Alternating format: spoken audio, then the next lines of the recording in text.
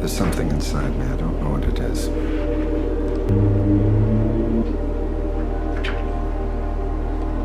What I see nobody else sees, and sometimes it frightens me. I think I'm losing my mind. But then I say to myself, I'll show what I see to my human brothers who can't see it. It's a privilege. I can give them hope and consolation. You're confusing people. You're confusing yourself with your paintings. I am my paintings. What do you mean by consolation and hope? You might be asking too much of people. I'd like to share my vision with people who can't see what I see the way I see. Yes, but why? Because my vision is closer to the reality of the world. I can make people feel what it's like to be alive.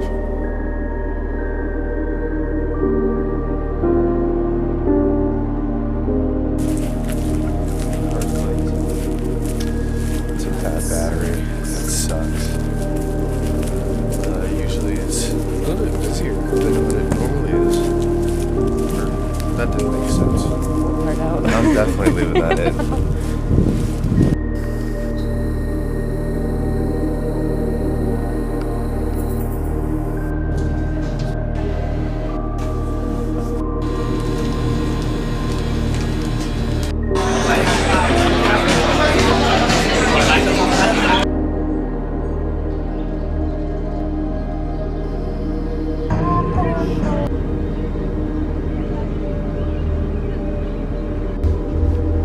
On the specific hunt for a camera.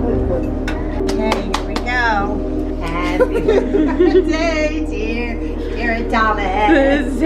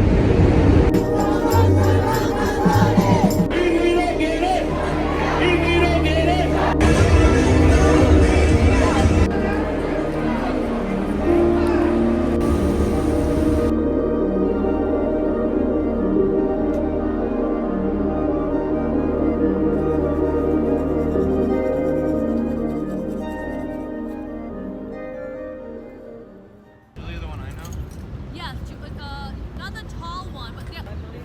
I do want to see Superman though.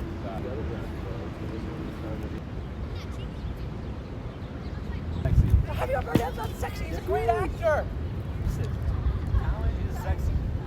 Like Brad, that shit was way too long.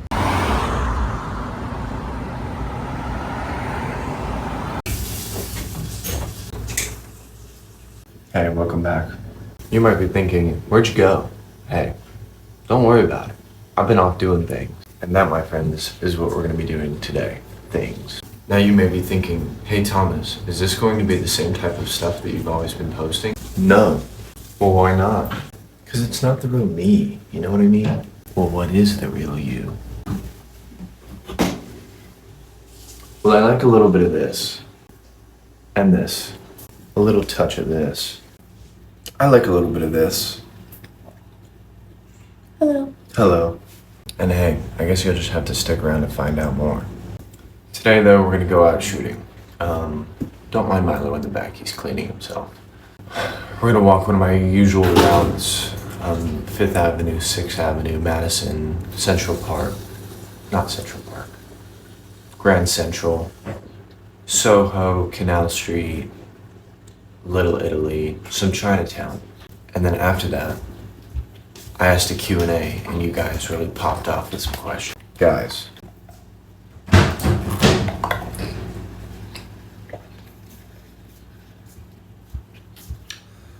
Don't forget to hydrate. Okay, so let's go out and shoot.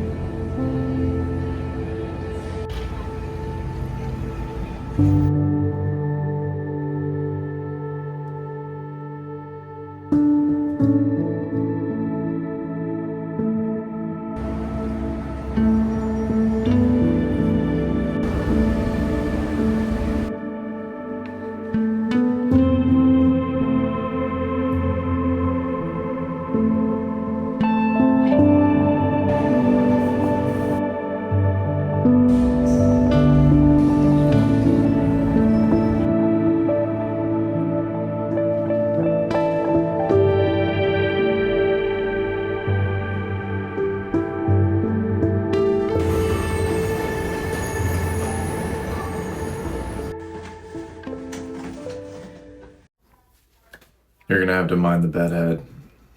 All transparency, I haven't washed my hair in like a couple of days. I've just been out shooting. I got home late and I took a shower, but I just didn't wash my hair, so it looks a little crusty. You guys asked, I put a Q&A up on my Instagram and asked you guys for some questions.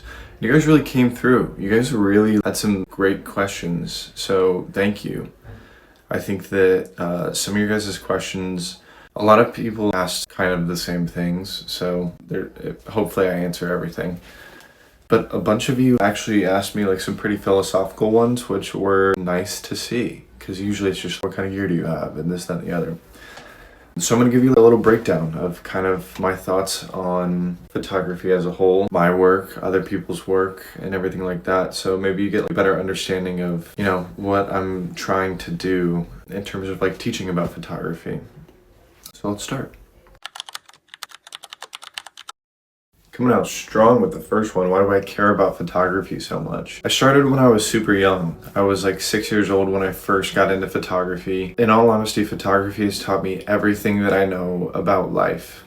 And that's not an exaggeration. I feel like I've had the opportunity to observe so many things, human behavior, emotions, culture, society, all of these things like through the back end of the camera on the other side of the lens. And it's made me very observational, and I think that everybody should really care about photography. I think it's a fantastic medium to be able to not only understand other people, but express yourself. I also think that I care about it so much because photography in its essence, especially the type of work that I like to do, or the type that I surround myself with, is all about truth. And in a world right now that is so filled with so many lies, having the ability to see things as they are and be interested in them and say, yes, I like that. I want to photograph that. I think that that's important, or that interests me.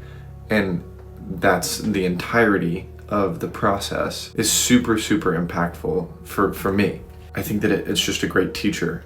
It helps you see things that I don't think you would normally see. I don't think that I would be as in tune with the world if it weren't for photography. And so I think that I want to encourage more people to become, even if you're not a photographer, just a better observer of life around you. You know, you become more empathetic, you become more connected with the people around you, and I think that right now that's what people need. What first got me involved in photography? It was my mother. My mother got me a, like a disposable Kodak camera, and when I was super young, I wanted to be a zookeeper. I promise it makes sense. And so I would spend all my time learning about animals and looking through encyclopedias, and National Geographic was really big. And then the first documentary, Planet Earth, came out I think in like 2008 or 2012, I can't really remember. And they had this massive photo book. I actually have it around here somewhere. I'll find it. And my godmother got it for me because I was obsessed with it. And then that was the first time that I was like introduced to kind of like documentary photography. And I remember being obsessed with that book because I just couldn't believe the lions that I was seeing and the elephants and like all of these amazing animals. And I remember even from like a very young age thinking like, oh, it's so cool that I get to like freeze time basically. And so I would take pictures of everything on this little Kodak disposable camera. And I have a scrapbook, like a scrapbook of like all of my first photographs. They're all terrible, but I think that thought process has kind of evolved through time but stayed the same. Now I think of photography as like a visual diary of where I've been, what's going on around me, the things that I've witnessed. What do my photographs say about the time frame in which I'm living in and the circumstances and the people around me? And so in a way it's still kind of like a visual diary, and I'm still kind of thinking about freezing time, but there's more nuance to it. There's more of like a set rule on what I want to capture. And it's become less selfish and more about what's going on around me rather than, what's happening to me. So in all honesty, it hasn't really changed that much. It's just like kind of the relationship of what I want to capture has changed. Good question. I don't have an approach usually, and I am of the opinion that I think that it's nearly impossible to tell a complete story in a single image. I have a really hard time with photographers that think that they're able to successfully tell a full story with just one image. I think that storytelling is very nuanced, and photography and this style of photography is very nuanced as well. I've been working on souls in an urban landscape for 3.5 years now. I completed my first book, Unveiling Savannah Shadows. That was a 4-year-long project, and I don't necessarily think that there is a single image within either of these two projects that can fully encapsulate what is going on throughout the entirety of the story. I also think that if you go into maybe you have an assignment or you are working on a solo project, I think that if you go into your day shooting with some sort of preconceived notion about what you want to accomplish, or have like these specific ideas about what you want to shoot, it becomes very limiting. Then you're only really thinking about those things, and you're not really allowing yourself to be open to the world around you. And that's what's most important. That's what counts the most when you're out shooting. If you just sit there and be like, I really, really, really only want to get photos, or I have this idea about this project that I want to do, and this is exactly what needs to happen, and these are the types of things that I'm looking for, 9 times out of 10 you're probably gonna miss them anyways. Because if there's one thing that I've learned, it's that if you go out looking for something, the world is always going to make sure that you are on the opposite side of the street that it's happening on, and you have no way of getting over there because cars are going 30 miles an hour down the street. Especially if you do this type of work, things happen just like this. And if you are not open to everything going on around you, you miss them. So I don't have a process, and I don't think that you should either. This kind of dives into the last question, am I looking for anything specific, or do I let my environment just kind of guide me? And I figured I'd kind of just touch back on both of these because I feel like there's kind of 2 separate answers to this. I believe that you should just let the environment take you where it wants to take you. I know some of this might sound a little pretentious almost, But you have to think about these things in a little bit more of like a philosophical way and a little bit more of like a spiritual way almost. I'm not like a religious person by any means, but there is a weird energy that kind of culminates when you're out on the streets for as long as I am in a day, you know, like 6 to 8 hours, 4 days a week. There's a weird energy that you kind of like pick up, and it's because, you know, everybody has their own energy, and you almost have to like manifest that things are going to be good for you that day. There's this book called The Mindful Photographer that kind of gets into this, and actually there's a lot of photographers that fall into the Buddhist type of teachings, just because you're also dealing with everybody's energy all day, every freaking day, you know? And so there's a lot of things that you have to administer about yourself. And I think that that's why having the ability to just let the environment kind of take you where you want to go teaches you a lot about yourself, and it kind of opens up your artwork. Like I said, if you're like kind of like shoving your way through this process and you're like, I have to get this, like this is what I'm looking for, it very rarely presents itself, and you have an even smaller chance of being ready for it. So just let things kind of like wash over you and just be open to everybody else around you. I guarantee you'll start to find the things that you're actually looking for at a much more successful rate if you're just completely open to the world around you. Look, I'm not going to say that I'm always 100% like super pumped all the time, you know. There are some days, and this is really for like any type of art form. There are good days and there are bad days. There are days where it's just this, but you're not getting anything really crazy good. I had one of those days last week. I was out from 9 a.m. until 7 p.m., walked like 25 miles, and I just wasn't really getting anything, you know? I got a couple good shots, good, not great, you know? But what matters is passion, obsession, desire. All of these things are super, super important if you want to do art in general. You know, I think that a lot of people today, especially people our age, have a low attention span.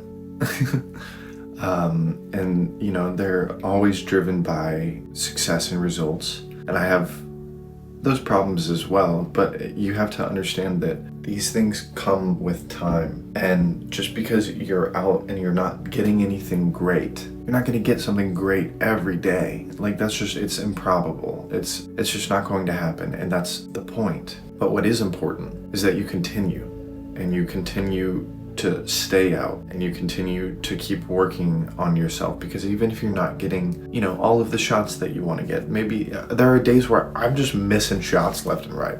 I know it. I know, like I go to try and square something up, and it just, I take the photo and like, I know I messed that, and it's gone. I mean, you know how this is. The moment comes and goes like that. I'm not going to be able to redo it. And that can be frustrating at times, but every day is practice. And I feel like not a lot of artists today, I think a lot of them are afraid to make mistakes, and not a lot of them practice. And even just staying out, and maybe not necessarily getting the shots that you want, but staying out amongst the people and just observing and just being out there and looking at people and looking at things and trying to get that anticipatory gland in your brain to start working is good for you as an artist in this profession. Being able to see that something is about to happen and have that trigger in your brain be like, I feel as if something is about to happen, and then it does happen, you get a little giddy inside. You start to feel yourself improve. You're like, I called that. I knew that was going to happen. I'm in tune with the people in the world around me. And so that type of success, I feel like, isn't really talked about as much because it's kind of personal. But it's success all the same, and that creates desire, and that creates passion. And I think that as long as you have those things, you'll be able to keep moving forward. A lot of you asked me this one, and I'm probably going to answer this in a way that you're not going to really like. This is one of my biggest struggles, is understanding what I think makes a successful photograph from my own work. I can look at a body of work from somebody else and be like, this is great, this is fantastic. But this also comes from a little bit more of a philosophical standpoint. There's this book called The Heart of the Photograph by David Duchovny. And he talks about a lot of young photographers have this really hard time with perception, and they want everybody to like their photographs, and they care deeply about what people think of their work. Once I click the shutter and I see the select, and I'm looking at it either on a contact sheet or on Lightroom, and I choose, I like that image. I don't always really know why. I think it just comes down to maybe the personal part about shooting, like that's just what I like, that's what I have interest in. I saw that happen and I wanted it, but once I post it, I don't care. I don't care about it anymore, because it's not up to me to try and make people like my work. And it's not up to you either. You should never be shooting or creating art for the intention to gain some sort of notoriety or interest, because it's so self-destructive. Once I post it, my perception of my own work is thrown out the window. It doesn't matter. I can say that this is about such and such, and this is why it's important, this, that, and the other, but if people don't make that connection themselves, then it doesn't matter. So why worry about it? Again, not to sound super pretentious, but as I've gotten older and more experienced in this craft, the less I care about niches and things that pertain to a certain genre. Truthfully, as of now, the only thing that really I'm drawn towards is life in general. And I know that that's super broad, and it's honestly hard for me to try and pinpoint down when talking about my work, but there's really no other way for me to describe it. I'm not going out and, trying to say something specific about anything. I'm just drawn to the circumstances of the people and the ways of life around me. And I know that sounds very pretentious, but it's the truth. I can't find anything that I am devoting myself towards other than this full experience of emotions and people. Any mechanical box that has a ability to take a photograph. That's it. I've used everything. I've used Canons, I've used Sonys, Nikons, Fujifilm, Mamiyas, Rolleiflexes, Yashicas, Nikons. Doesn't really matter. As long as I'm able to take a photograph with it, I can get the job done. I wouldn't say it's changed anything per se. Perchance, per se, I don't know if it's changed anything about how I view my work or how I go out and shoot. I think that it's really just more about the actual systematic function of what the assignment is that I'm doing. When I was shooting Unveiling Savannah Shadows, I was shooting a Nikon D3300. It's like an entry-level camera, and then an 18 by 300 millimeter telephoto lens, because that's the only lens that I could afford.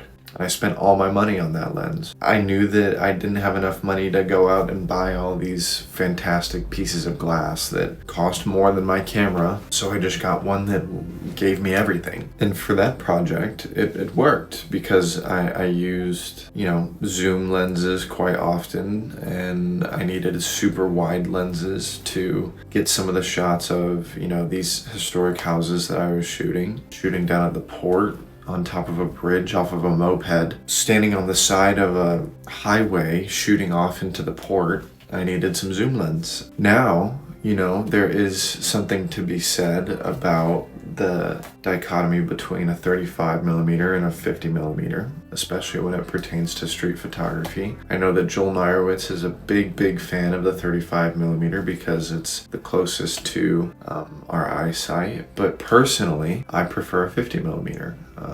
I like things to be just a little bit tighter, especially because most of my work pertains to emotion. And I feel as if the 50mm does a good job of being able to get in close and really capture that emotion.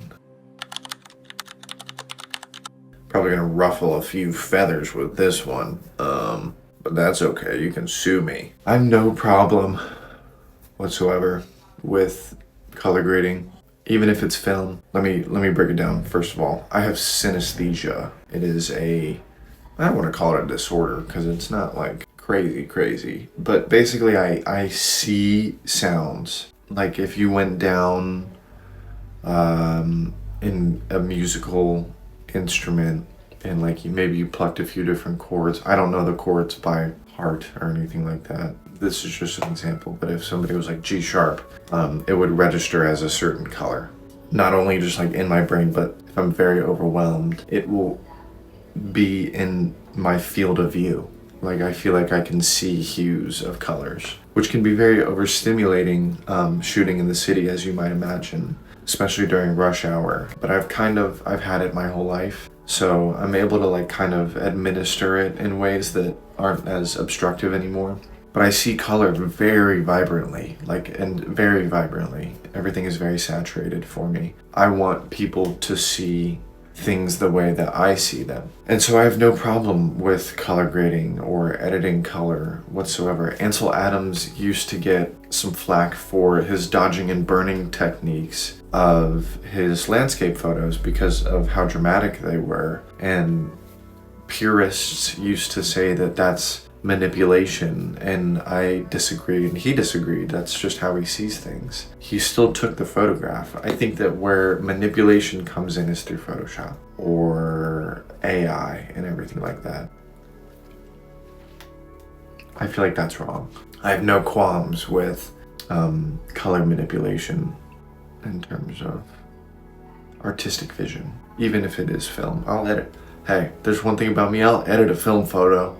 God forbid I don't like something the way that I spent fucking $36 on and I only get one shot on it and it didn't turn out exactly the way that I wanted, and I see that as a net loss. Hey, God forbid, I'm gonna edit it.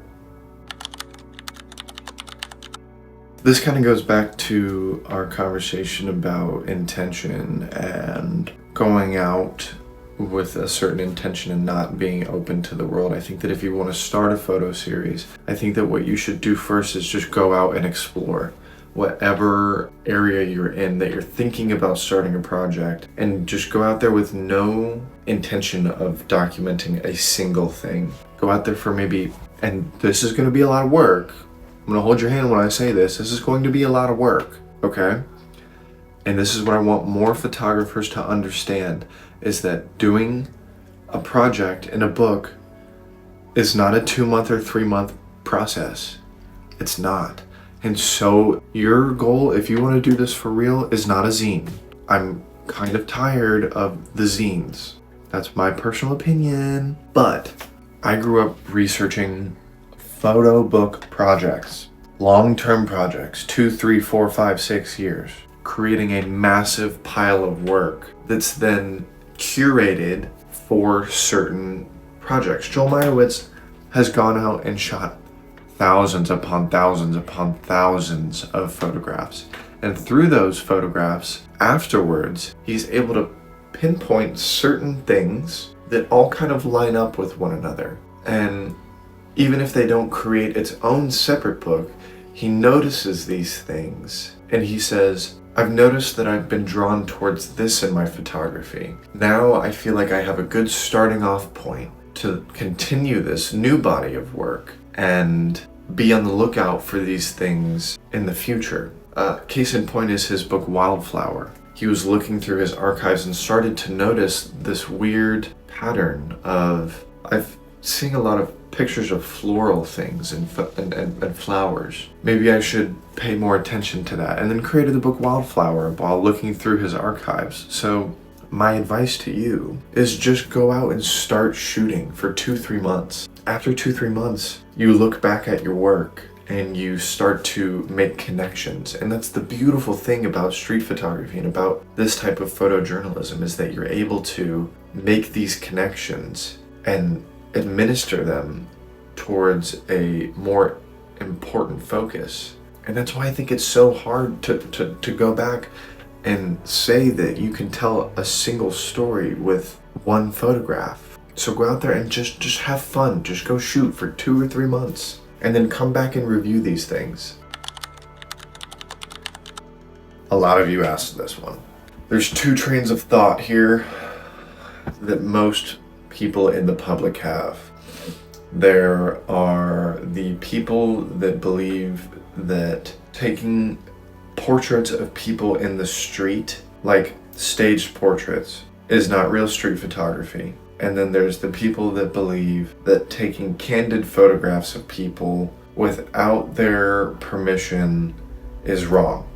And I'm going to disprove both of those things right now. So buckle up.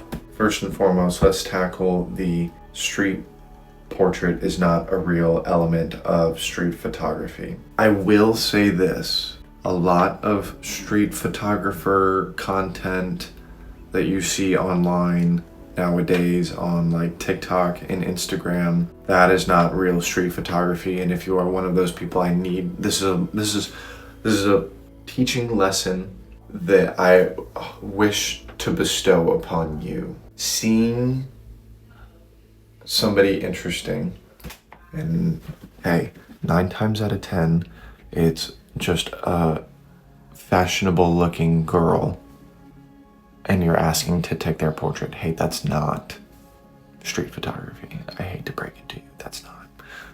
And it's a little bit creepy, so you know what I mean. The element of the portrait in street photography is very much a part of street and documentary photography. You think of Diane Arbus, you think of Gordon Parks, you think of Joel Meyerowitz, you think of Walker Evans and Dorothy Lang. And the difference is that these types of portraits that are not just somebody wearing a cool outfit, the thing that makes them so successful is the process in which these people went to get this portrait. Dorothy Lang, during the FSA Association, would spend sometimes a couple weeks with these families in rural Western America to better understand their lives and see them as real people. And that's why when you look at these photographs, you can almost feel the soul of these people. Now, I'm not saying that you need to, see somebody and stay with them for 2-3 weeks, but the essence of what makes them so successful and why so many people fail at it nowadays, and why a lot of people have an issue with calling people street photographers that do this type of work, is because they don't get to know their subject. And it's very, very hard to do that nowadays with our access to technology. And it's more important than ever to be able to connect with somebody and really photograph them. The thing about creating good portraits, and it's very hard, really what you're looking for and what you have to understand is that all portraits are negotiations, and the truth that you catch is just the truth that they forget to guard in that moment, and it's up to you to break their guard down. And that's not really done effectively most times, but when it is done, it's extremely, extremely important, and it's powerful. So I do think that there is a certain need for that type of photography. Now, on the flip side, when talking about candid photography, and I've done both, I definitely find myself amongst the group of people that do candid photography without asking much more than, structured photography. And to the people that are hesitant or have some sort of qualm with this type of work, I can understand. I could see both sides of the argument. However, for me, in my own process, life is so fleeting, and these things come and go at the snap of a finger, sometimes even less than that. And there is no second chances on the street. There is no, hey, can you do this again? Because it becomes phony and it's not genuine. And I think that humans are their best when they are genuine. Things happen at 1/1000th of a second, just like that, and then it's gone forever.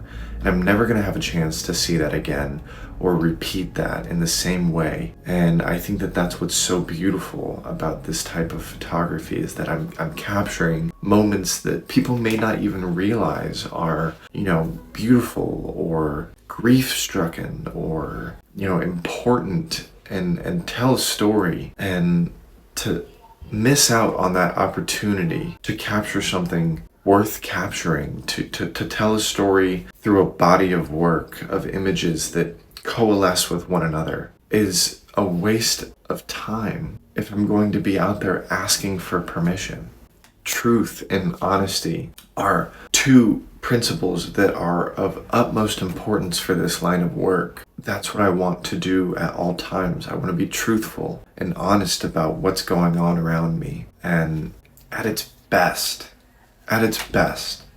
this type of work should always be optimistic. You should have a radiating glow or aura of optimism when out shooting, because then good things happen around you. And when good things happen around you, you're able to make those genuine connections. And that's what's so important. This one might ruffle a few feathers again. Two trains of thought here. First one is that if you're just starting off, you need to be open to constructive criticism, constructive feedback, maybe not so criticism. You have to understand that when you're just starting off, you're not going to be perfect, and you shouldn't be chasing perfection at any level. So it's super important to understand there are people that are going to be better than you. There are people that are way better than me, and I'm constantly trying to learn how to be better. And the difference is you should be open to feedback and you should be open to criticism, but that doesn't mean that you have to embody it. This is obviously very different if it comes towards technical things. Like if you're shooting in broad daylight at like 1/50th of a second and an ISO of like 2000 for no reason, you just don't have your settings right. And that's that. That should, those are things that photographers can specifically improve upon, is understanding the technical side of photography. But when it comes to the philosophical side or the approach that you're doing, that's up to you. Nobody can tell you that you should be doing this sort of thing or this sort of thing. Of course, here I am giving out advice, but really these are just my own personal guidelines that I use for myself and that I think would better suit a broader generation and audience about my work and the work that they're interested in. And I feel as if that's the issue with a lot of photographers today. Here's the part that you're maybe not gonna agree with me on. Don't shoot me. I'm just saying, a lot of photographers today shoot for aesthetic. They shoot for likes. They shoot for social media. They shoot for brands. They shoot for notoriety. And so they think that as successful as it's taken online, because everybody wants to kind of drown themselves in pretty images nowadays, that gives them a certain say over other people's work, and their photos don't really say anything. Which is why I think I have such a hard time with social media in general, is because I see the same type of come with me to shoot the Italian coast, come with me to spend a weekend in such and such place, and it's all just like photos of what's going on around them, but it doesn't say anything. And then these photographers think that because it's well received online, that gives them a certain place to administer feedback to other aspiring photographers, and it creates this loop of a generation of photographers that are obsessed with recognition and less about identity and not saying anything. That's my hot take. So if you want feedback, get real feedback. But unfortunately, not many photographers know about the history of photography or the principles or philosophies of photography. And so there's nothing worse than getting feedback that's elementary level. I need some logistics here, you know? I'd probably say to get a grip. What are you doing? There's no need to get yourself worked up about something like that. As a new photographer and as a new artist in any medium, you should be trying absolutely everything, or else you're never going to find what works for you. Finding your own style is about understanding your own identity, and by administering a process of elimination of what you know that you don't like. And you won't know if you like something or not until you try it. So having this pressure to become something that you're not yet is only self-harming and limiting to your process. There's also something to be said about photographers that look through the history of photography, and I've been guilty of this. When I first discovered William Eggleston back in like 2015, 2016, I was like, that's what I want to do. And so I went out trying to shoot and think like I was William Eggleston, and it did nothing for my work. It did nothing for my process because I am a completely different person than William Eggleston. My process and how I think about things is completely different. You can draw inspiration for sure, absolutely, but don't think that you're going to look through these well-known artists' work and be able to encapsulate who they are, because it's not possible. You can look at them and understand that these photos are good because of the way that they're shot. You know, you can try and understand the way that they think, but when you go out and you start shooting, you have to let all of that go. You can understand the principles of photography through their work, but it's not up to you to try and become the next whoever. You have to go out and become the next you.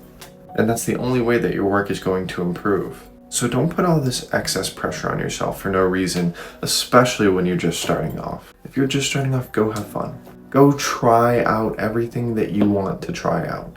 That's what's important. And that's how you develop your sense of identity. And hey, that's how you begin to stand out from the crowd, is once you develop your own sense of identity. I filmed about like 5 other questions, but the video is just too long at this point, so I'm probably going to do another video about this at some point. Answer all the questions that you guys asked me, because again, you guys asked me some fantastic ones. I'm going to end the video here. I know I yapped a lot. I talked a lot this video, so I hope it wasn't too much, but I'm going to be doing a lot more on here. I enjoyed this. It just takes me a while to do it because I'm busy with other things, so some patience, it would be appreciated, you know what I mean? And that's that. If you want, you can follow me on both of my accounts, and I will keep you guys updated on more things with new lessons coming out. And let me know if you guys want to see anything specifically or want to learn about anything specifically. I think that it would be nice to be able to kind of create a community rather than me just like pumping things out. So if there are topics that you guys want to talk about, things that you guys want to see, let me know. All right.